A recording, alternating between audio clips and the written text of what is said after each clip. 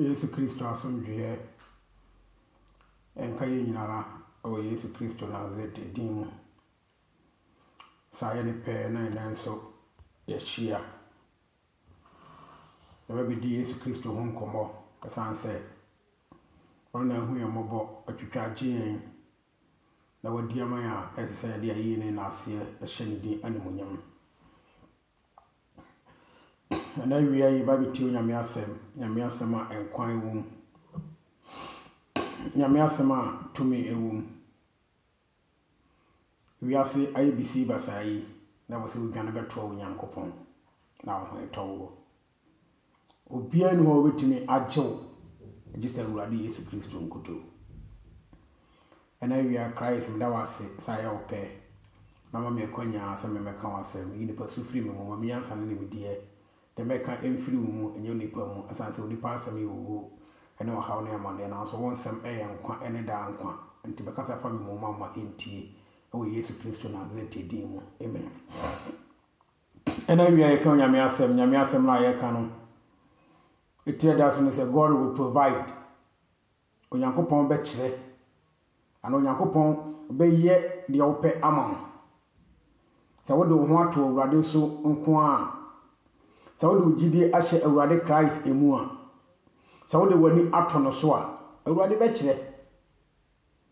wiase be bi si basa onipa ehu de wonye onipa ehu de wonka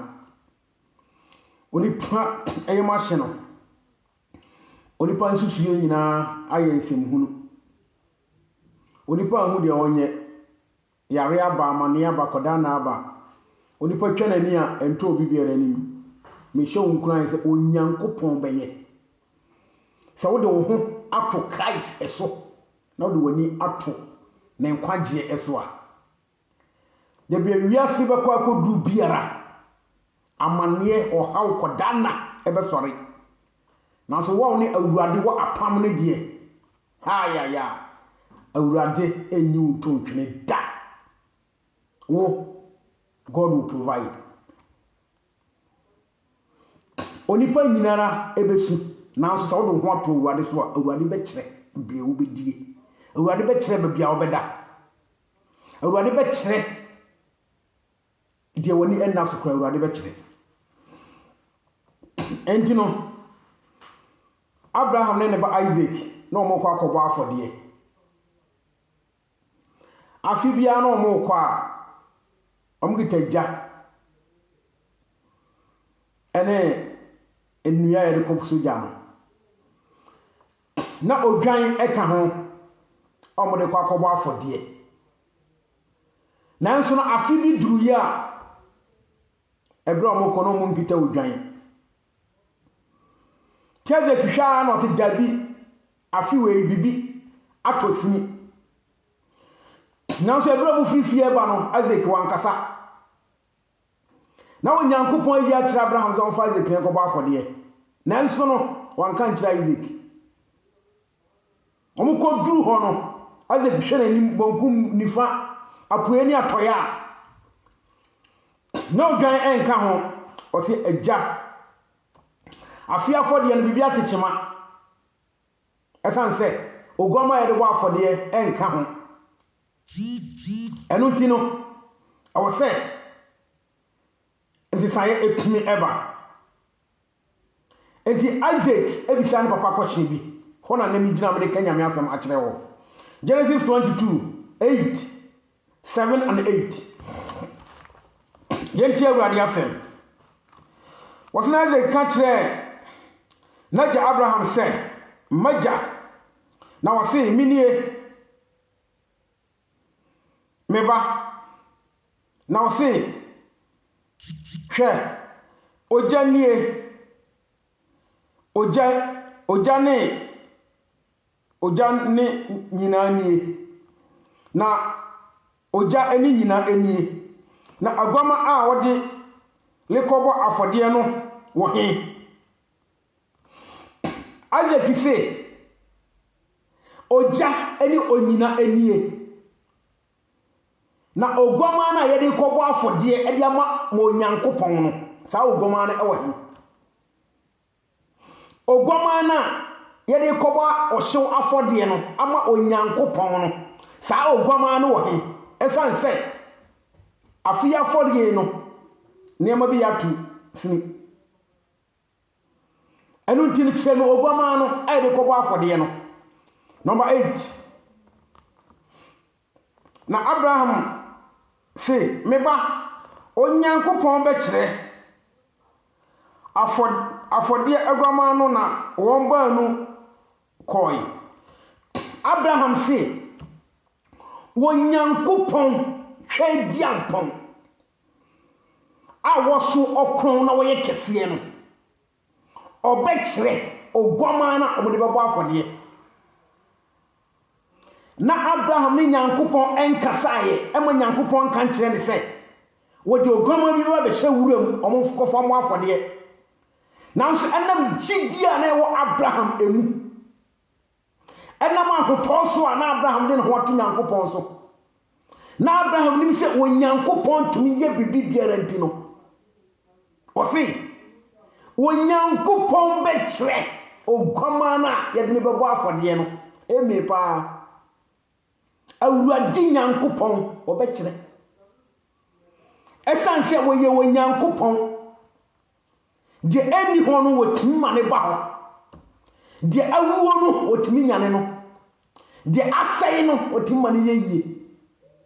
enti no wɔ nyankopɔn bɛkyerɛ oguama a yɛde bɛbɔ afɔdeɛ ama no. Enti sɛ wo so wɔ gyidie a wɔ nyankopɔn bɛkyerɛ da hia da yi mu Ebra wiase nyinara abom na wiase nyina abom abuo na wiase nimdifo nimdi asa wiase nyansafo nyansa asa awo hawo ni amane aba begu asase so sa wuchi onyankopon asem dia onyankopon bekyere onyankopon beyi wo firi mu onyankopon beyi wo firi ohaw mu awurade beyi wo firi amane mu awurade beyi wo firi kodana mu esan se awurade bekyere na awurade nso nim ne ma wɔn mu de wɔn ato awurade so ɛnyɛ fo wa na Kristo fo asɛm na meka agidifo ankasa wɔn de wɔn ato awurade so wɔn mu ti awurade di sɛ awurade bekyere awurade betuma provide wɔn needs ama wɔn edu dia dini pa awurade betwitwa agye wɔn ɔmo ɛna meka wɔn asɛm ɛno nti Abraham si awurade bekyere ade nti ebra mu ayɛ den wonfa wo ho ento awurade so na wongya wo pɛ mu nyina ma awurade na wonfa woni ento ne so na wonfa wo wire enhyɛ ne mu na wonka sɛ awurade ɛbɛkyere ɛna ebra mu ayɛ den no wɔpo awurade na woni namba bi ɛpɛ mmoa abra ai alfat ɛda hɔ aka ɛnam so no ɛna wonam monkyimɔnka mu ɛhwehwɛ mmoa ani wuo tena wo gidie mu tena wo mudie mu na hu sɛ wo nyankopɔn no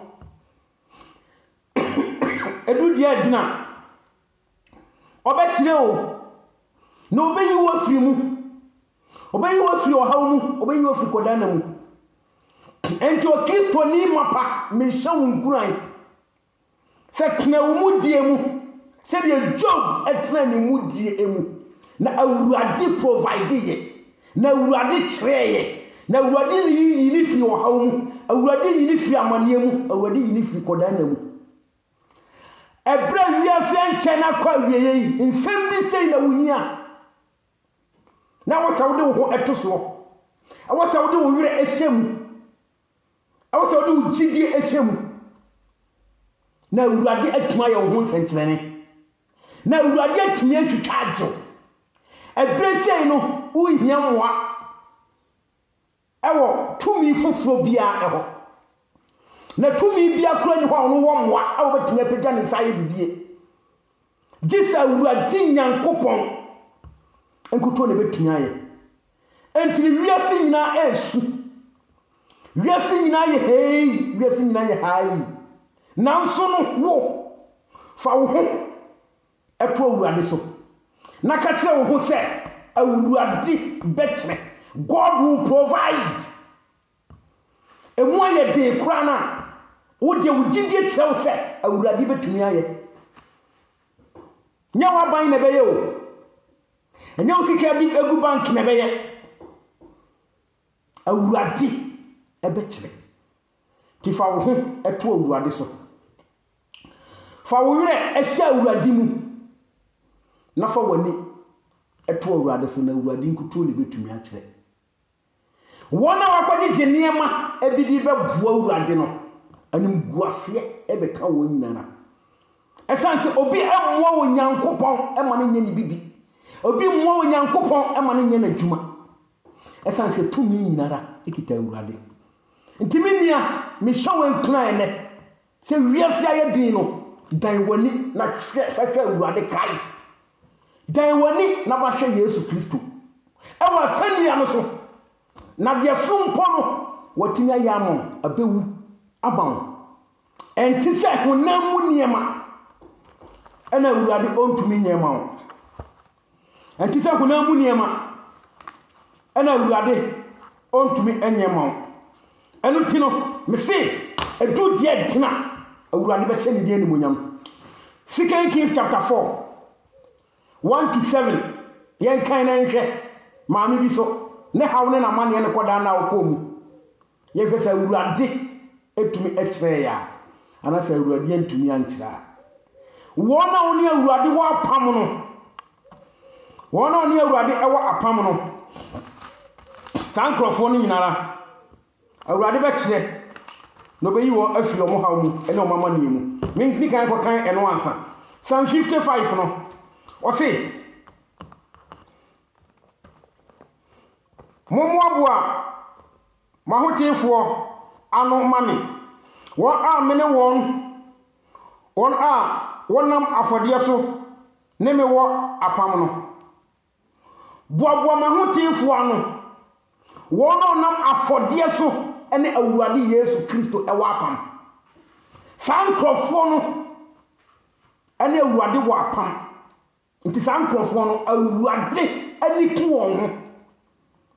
saa nkurɔfoɔ no awurade ɛhwɛ wɔn so saa nkurɔfoɔ no awurade twitwa kyi wɔn ɛbrɛ mu ayɛ den ɛbrɛ ni da so asa ɛbrɛ nipa adwene asie ɛhɔ na awurade ɛba mu na awurade bɛyi wɔn firi wɔn haw mu awurade bɛyi wɔn firi wɔn amanneɛ mu awurade bɛyi wɔn firi wɔn anim guaseɛ mu awurade bɛyi wɔn firi wɔn kɔdaa na mu ɛnti wɔn soso awurade bɛkyerɛ deɛ wobɛdie awurade bɛkyerɛ ahoyɛhia brɛ mu deɛ wobɛhyɛ awurade bɛkyerɛ ahoyɛhia brɛ mu bia wobɛda awurade bɛkyerɛ ahoyɛhia brɛ mu ɛsan sɛ wɔyɛ wɔ Nyankopɔn wɔma deɛ ɛboro so ɛma wo so da ɔbɛba bɛyiw ɛde wafiri mu ɔbɛba bɛyiw ɛde wafiri wɔ haw mu bɛba bɛyiw de wafiri wɔ haw mu ɔbɛba bɛyiw de wafiri kɔdana mu ɛsan sɛ wɔyɛ wɔ Nyankopɔn na onim deɛ yɛ ɛna wɔyɛ ma wo ɛne nti no gyene di fa ho tɔ no so fa awerɛ hyɛ ne mu na awurade bɛhyɛ wo din bɛhyɛ ne din animonyam nipa nyinaa bɛbi sɛ na ɛyɛ dɛn na waka sɛ Yesu Kristo adaworoma ɔno na ayɛ amaneɛ na nam so ama nipa nyinaa ba bɛhu Christ na ɔma bɛnya nkwa ɛda ma wɔn kra 2 Kings chapter 4 1-7 yɛn kan wɔ Nyame asɛm ɔse na odiyifoɔ ma no mu baako yerɛ tia mu frɛ Elisha sɛ wakoa me kunu awu na wara wunim sɛ na wakoa suro awurade mesi wɔn suro awurade no wɔn de wɔn ato awurade so no wɔn ne awurade wɔ apam saa nkurɔfoɔ no wɔn suro awurade wɔn de wɔn ato awurade so no na yire na edi ne ho adanseɛ no sɛ ne kunu asuro awurade na wɔkafoɔ aba lebɛfa me mma berima baanu akɔyɛ ne nkoa na ɔpani odinfo ya no osoro Nyankopɔn yi ɔkɔde ka ɛsan sɛ na wɔyɛ wɔ Nyankopɔn adwuma yie na wɔyɛ nti sɛ na adinfo binom ɛyɛ no no mu bu amanfo agisika no mu ton ensuo ema amanfo agisika omo ton Yesu moja ema amanfo agisika omo ton sticker agisika eton bana bi no ton anyen nyinara enkuto ne nkyene agi amanfo sika ntino sa odifo we de wanye ne sa na ho kire no kobo obosan so ke kwaye na ye difo idia onko obosan da obebu amanfo e de agisika se de be ya ono benya na ho nyame kupon adwuma befei na so papa idie dabi na ho kire no wamfa ne sankoto aso sika mu anua bi ani wamfa ne nsa ankoko bo onyankopon sika mu okobo obosan na ko obosan no wantimi antua na owuyi nti na wakafo aba se oba be fa ne mami no do makwa yenkoa amamo akwakoso e de atifika no na mamene ti wosa wo se dabida Elisha tiasi onwuye na wonyankopon so aka se wona wode ho atolo so no ono omo wapam wona osuro no ono omo wapam eni ntino maami di mika ko Elisha ho eni ne ha ko to Elisha ni se wako ayire ni ma ba boa me esa se onyankopon be provide minim se edu dia agent sen kura awuade be provide enti wono onyankopon kasa on provide ema me nyesa nim boase wa hawa mane kodana ye de me konko so ni enti ne hwede Elisha so ye na Elisha ka kire no se adiena menye mema wo kire me adiena wo efie Elisha se adiena menye ma wo esa se no kware na ukunu osuro awurade na oyanyam sonfo nti e wo se awurade so timi ye bibi ma no na hye awurade animonyam anu tino adiena wo fie na osi wafina ini fie ji aguhina biako pe engotoa ba ku sei na maame no ewo yenhwe de Elisha yeye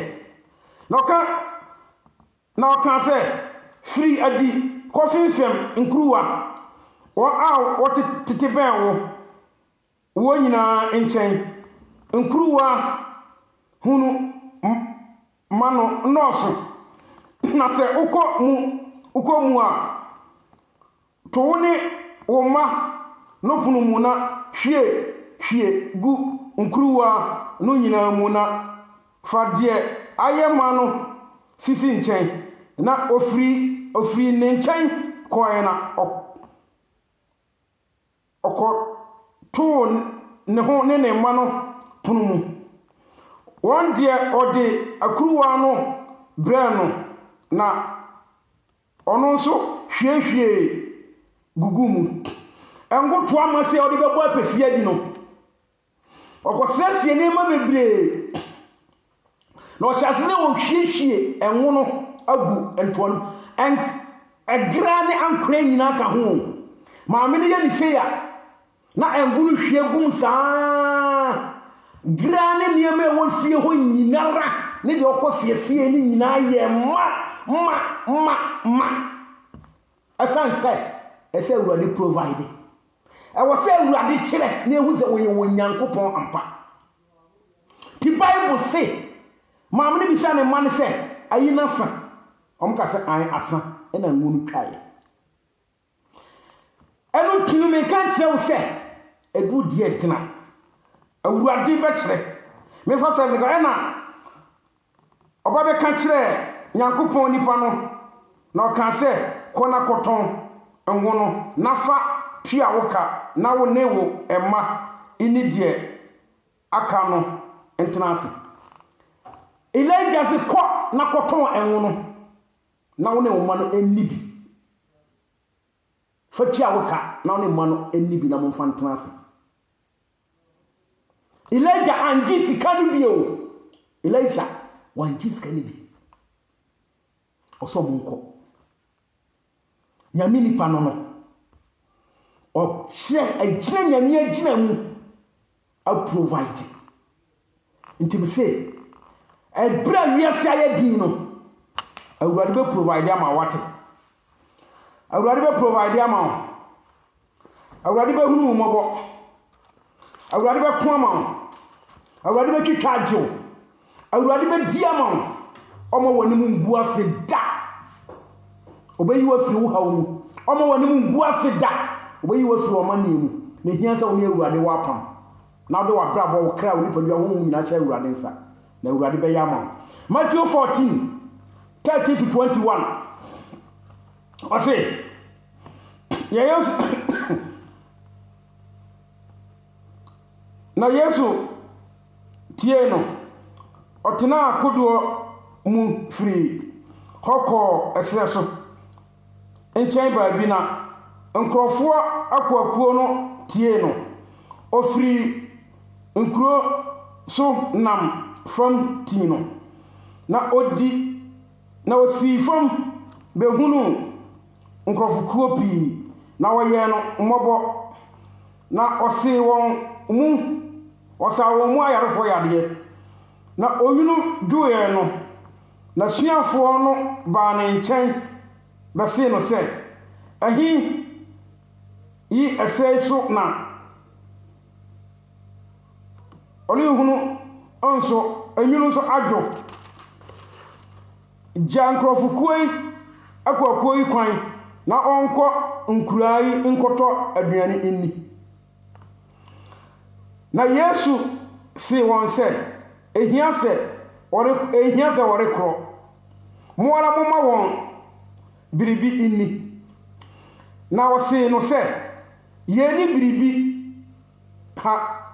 ji pano enum ne mpata mienu ena wose momfa emra me ha na wose nkrofo akwakuo no se won tenatena esere no so na ofa pano enum ne mpata mienu no na oshira so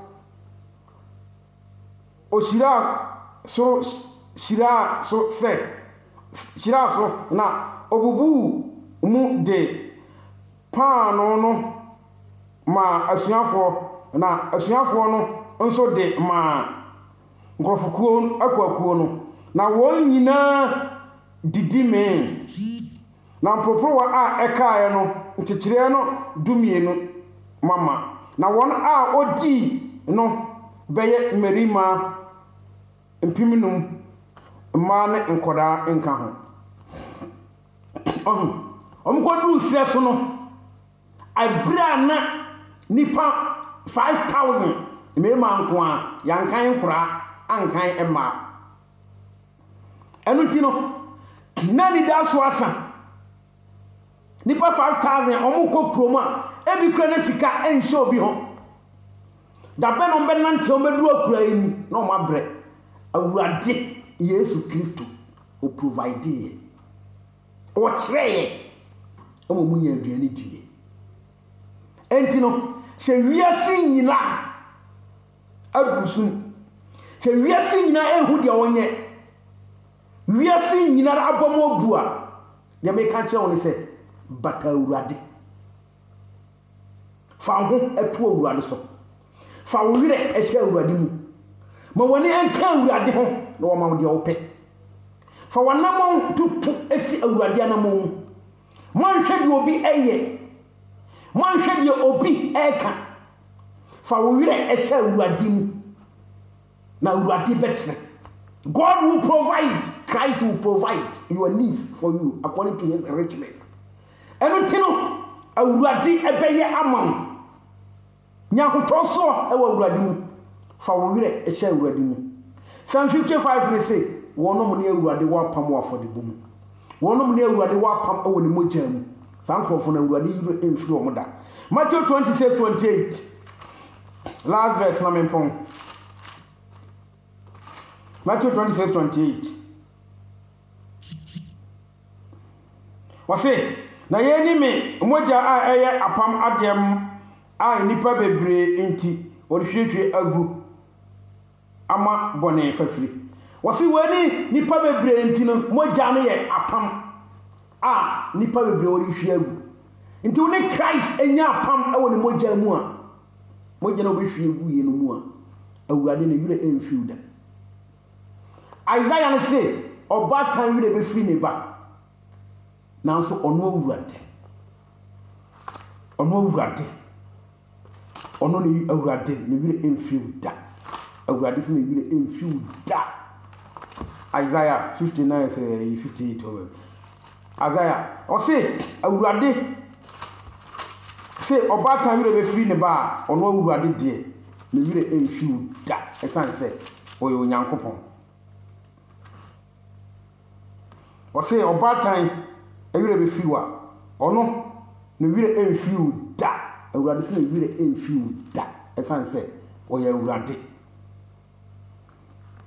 nti no fa ho to awurade so fa wire hyɛ ne mu awie bire dwane bere onyankopɔn nkyɛn na awurade hu mmɔbɔ na ɔngye wo mfiri wo hawo mu awurade hu mmɔbɔ na ɔngye wo mfiri w'amanneɛ mu na wɔnhwɛ wo so sɛdeɛ ɛbɛyɛ a ɔhaw ne amanneɛ no wobɛyi wo afiri mu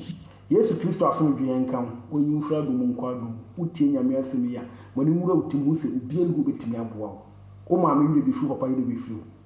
wo sɔfo wire bɛfiri wo diifo no ado ho ato no bɛfiri nanso awurade nyankopɔn ne wire mfiri da Yesu Kristo asomdwe nka wo onyi mfiri adom mfiri nkɔ adom ɔma wonyɛ kɛseɛ kɔpem sɛ ɔbɛyɛ kɛseɛ paa awurade ma wo ho ba mfiri ɔhaw ne amane ne yareɛ mu Yesu Kristo nhyira wo ɛwɔ Yesu din mu amen